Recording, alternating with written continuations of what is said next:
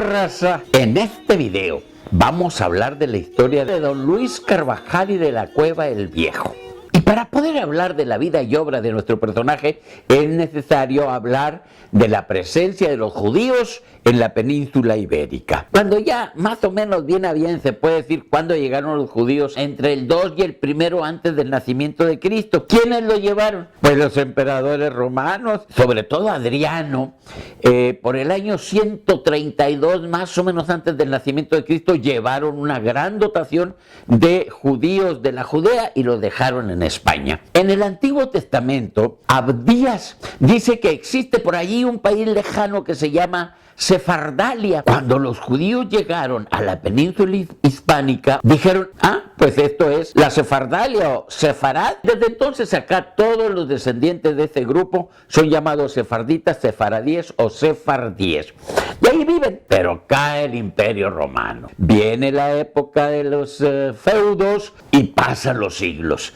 Por el siglo 700 de nuestra era, e invaden gran parte del territorio de lo que ahora es España, los árabes que venían del África, donde ya estaban los hebreos españoles o sefarditas, se llevan de maravilla y viven en santa paz. Pero pasan los siglos, vienen los casamientos de Estado para hacer más grandes los territorios que son gobernados por una sola testa coronada. El más importante de todos los casamientos de Estado son el de Isabel la Católica y Fernando de Aragón.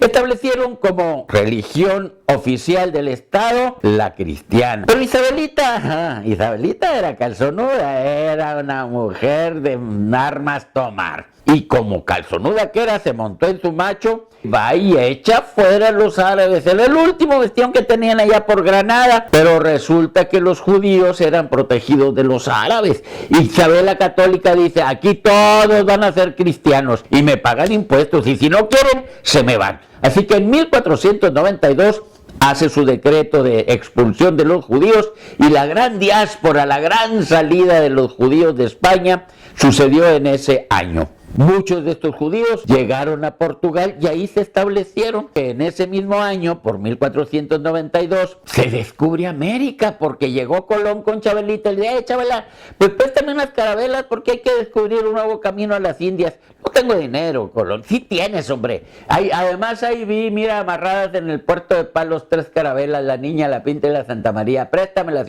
No son mías, pues confíscalas. ¿Qué va a decirme de mí la historia? Pues dices que empeñaste las joyas, hombre, y con eso te la salvas. No descubrió un nuevo camino a las Indias, pero sí se topó con una nueva tierra que llamaron el Nuevo Mundo y después las Américas.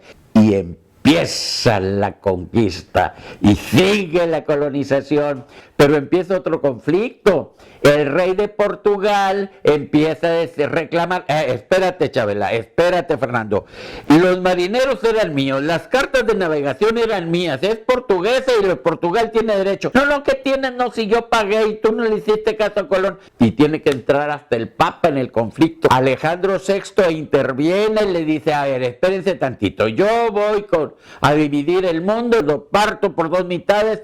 De aquí para acá es tuyo España, de aquí para acá tuyo es Portugal.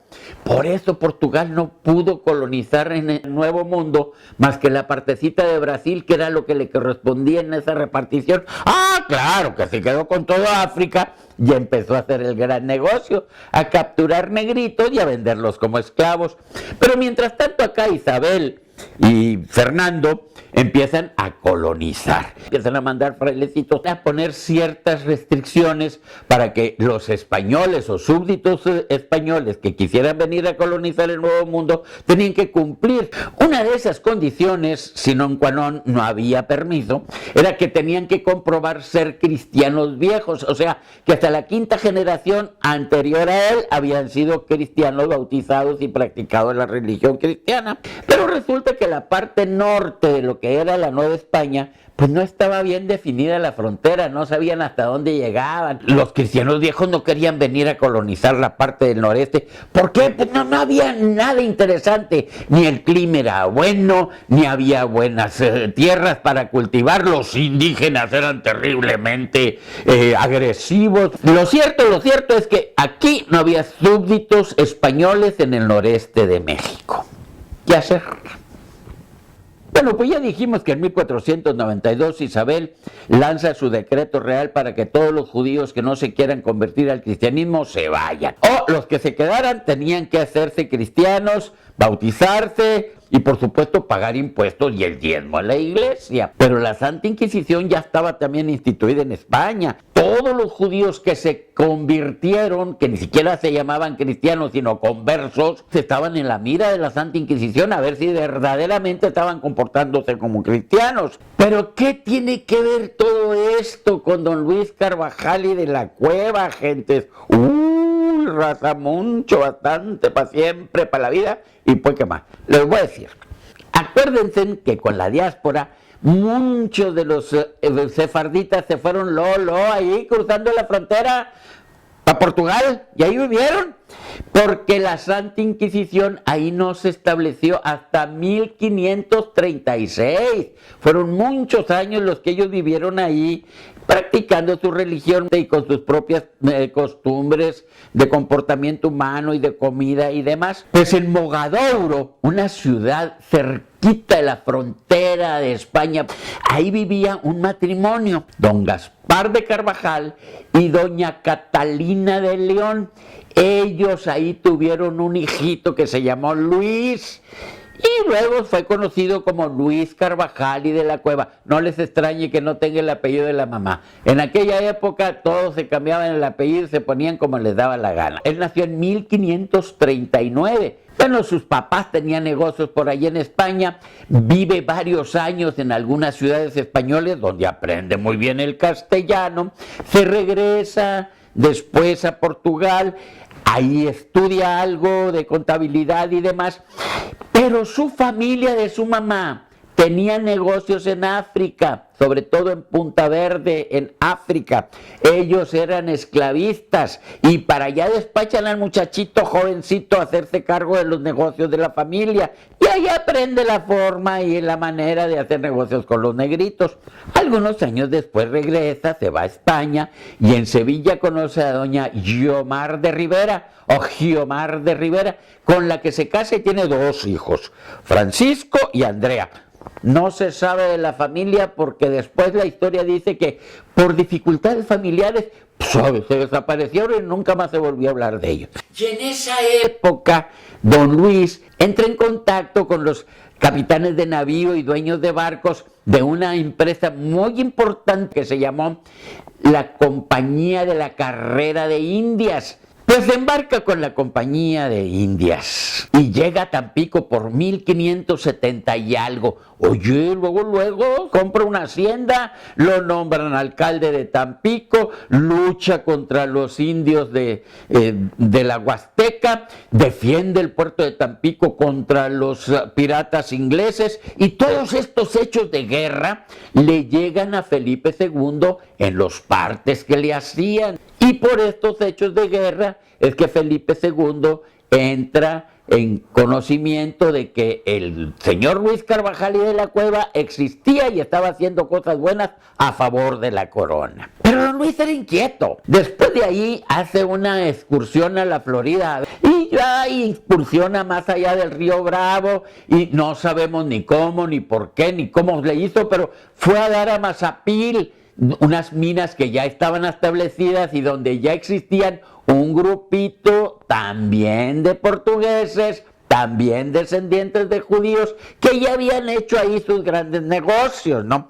Don Alberto del Canto y don Diego de Montemayor. Ahí establecen ya una relación más estrecha.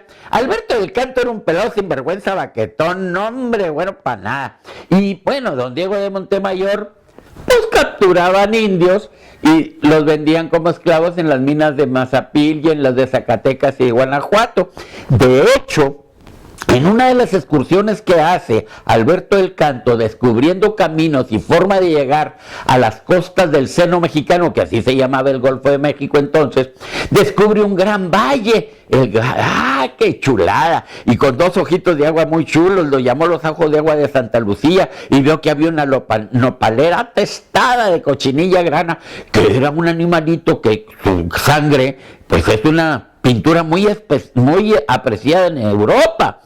Y pues dijo, Pues si no hay oro, pues está esto. Sin embargo, sí descubrió también unas minas de plomo que le llamó las minas de San Gregorio y un oasis precioso. Total que cuando Alberto del Canto y Diego de Montemayor andaban aquí pescando indios, porque a eso se dedicaban, hicieron unos corrales por ahí cerquita del Ojo de Agua de Santa Lucía y unas cuantas chozas, y dijo que había fundado la villa de Santa Lucía, que no tuvo mucho éxito porque luego los indios los atacaron y destruyeron todo, y todo tuvieron que ir otra vez al Saltillo, una ciudad que ya Alberto del Canto ya había poblado y fundado. Sin permiso, por supuesto, porque él fue uno de los primeros indocumentados mojados que llegó a esta región. No tenía permiso de nada. Cuando llega don Luis, le dicen, mira, pues es que esto está muy solo, no hay súbditos españoles. Ay, tú que conoces a Felipe II, dile que te dé permiso de venir a colonizar aquí. Oye, ¿y se va aquel? Y Felipe II dijo, sí, nomás que te va a costar, como 3 millones de ducados. Siempre sí los pago. Nunca se supo si los pagó o no, pero el caso es que sí le firmó una capitulación Felipe II a don Luis Carvajal y de la Cueva para que viniera a colonizar y catequizar 200 leguas al norte de la desembocadura del río Pánuco y 200 leguas al poniente de una mar oceánica a la otra, sin que se invadieran las provincias de la Nueva España ya establecidas, y que se llamaría el nuevo Reino de León. ¡Ay! El pelado vino luego. 1582 ya andaba acá. Bueno, aquí mismo, en estos Ojos de Agua de Santa Lucía, formó la villa de San Luis. Y Alberto del Canto le dijo, oye, y en el oasis que tenemos ahí cerquita de las minas de San Gregorio, dijo, pues ahí voy a fundar la ciudad capital del nuevo Reino de León. Se llamará Ciudad de León, ahora se llama Cerralbo, ¿verdad? Y más para allá tantito, allá por el rumbo de lo que ahora es Coahuila, fundó la nueva Almadén, que ahora se llama Monclova. Felipe II le dice que puede venir a colonizar y catequizar este cuadrado que abarca desde el actual Tampico hasta Galveston. Los territorios de la Nueva España, que ya estaban definidos como la Nueva Galicia y la Nueva Vizcaya, no estaban totalmente definidos en cuanto a sus límites. Así que el cuadrado de 200 leguas al norte, desde la desembocadura del río Pánuco, lo agarra don Luis desde Tampico hasta Galveston, y luego pues abarca dentro del territorio casi todo Tamaulipas, todo Nuevo León, todo Coahuila, una partecita de Zacatecas, de Durango, de San Luis, hasta de Chihuahua y Texas. Cosa muy importante, que en la capitulación no sabemos por qué. Sí, porque Felipe II se hizo sonso, o porque lo hicieron sonso, o porque le pagaron una muy buena cantidad que luego metió al Escorial. El caso es que en esta capitulación no existe la condición de que los colonizadores tienen que ser cristianos viejos. O sea, que pudieron venir esas 100 familias autorizadas de puros cristianos nuevos, y casi todos eran portugueses y casi todos eran descendientes de judíos, es decir, sefarditas. Y como aquí no estaba establecido que tenían que comprobar ser cristianos viejos, entonces toda esta gente después se estuvo trayendo a muchos parientes de tipo judío o hebreo español que se desparramaron por esta región. Por eso Tamaulipas, Nuevo León y Coahuila compartimos una herencia cultural común. En fin, don Luis Carvajal y de la Cueva empieza a asentar sus reales aquí, a hacerse de este territorio como propio, no le hace caso al virrey y empiezan los problemas, gentes. Cuando le autorizan a don Luis de que venga a colonizar y poblar esta región para que haya súbditos españoles, le dieron permiso para que vinieran 100 familias, de las cuales 60 tenían que ser obreros, operarios, hortelanos, y el resto gente de guerra, con sus sirvientes que también eran cristianos nuevos, y dicen que 20 negros esclavos, que de esos no se supo mucho después, pero sí llegaron negros esclavos aquí por esa fecha. Don Luis, entre esas 100 familias, traía a una de sus hermanas y a sus hijos de sus hermanas. Uno de los hijos de ella se cambió de nombre porque don Luis, cuando recibió esa merced, era de carácter hereditario, pero no tenía hijos, o al menos no se sabía que estuvieran vivos. Así que el sobrino se hizo llamar Luis Carvajal y de la Cueva, para distinguirlo del tío lo llamaron el Mozo, y era el que esperaba heredar todo este terreno. Pero empiezan los problemas, gentes, serios. Porque don Luis dijo, este es un reino aparte, yo no le tengo que dar más que razón al rey porque él fue el que me autorizó. El virrey no tiene autoridad sobre mí. ¡Ay! Entonces vino lo bueno.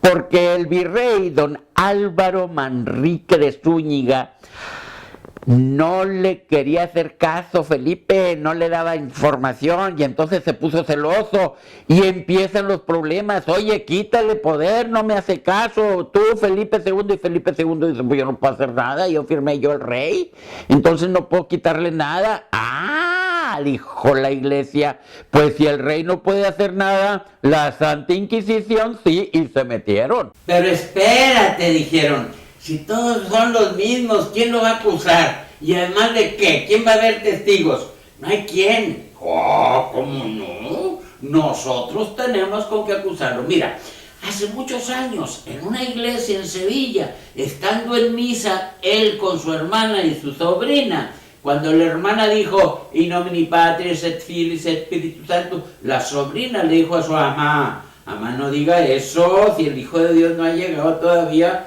Oh, y toda la gente se dio cuenta y Luis la regañó. Dijo, muchacha, no diga esto, cállese la boca. Ah, pues sí está registrado que la regañó y todo, pero no la denunció a la Santa Inquisición y eso lo hace culpable. Y ahí se agarraron. Vámonos.